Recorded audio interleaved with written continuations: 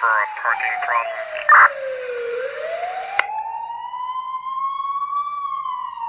Foreigner 23. This is a basket.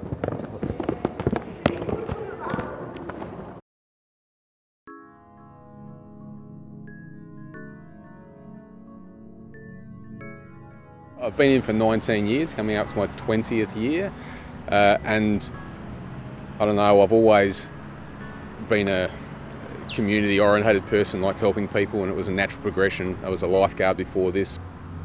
The greatest challenge, I guess, going to fire calls and car crashes and seeing people in pain and suffering and relaying that, I guess, back to your own family and your friends.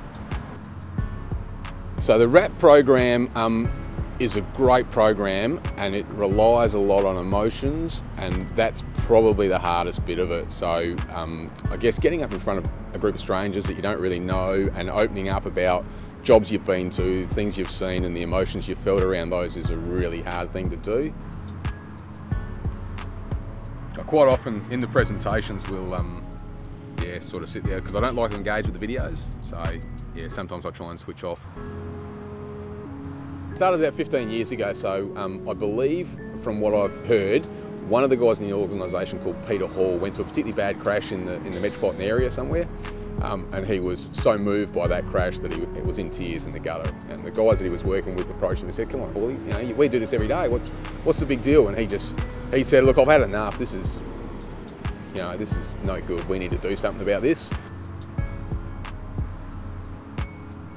As a officer, the bit that I worry about and stress about is having other people's lives in my hands. So it's quite confronting to rock up to a burning building and have the crew's life in your hands. So it's my call whether or not they're going to be going into that burning building. So I always worry, knowing the crew that I work with, I know that they've got wives and kids at home, and so it's quite confronting making the call to send people into house fires, knowing that if something's happened, then I'm going to have to live with that.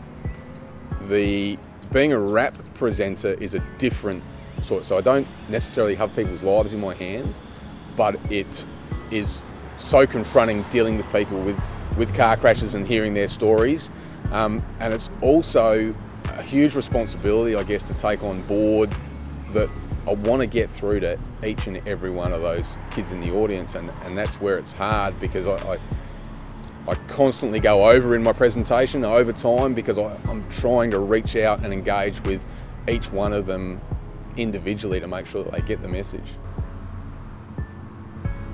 Up until about 2010, it was just him trying to get out to as many schools as he can. And in 2011, he got some extra funding from the government, and that's when the program really took off. So we went from reaching around 40% of Year 11 students in 2010 to reaching around 85 to 90% in 2011, and we've maintained that high ratio after then. And since 2011, there has been a drop in the road toll in our target group, so we think it's doing a great job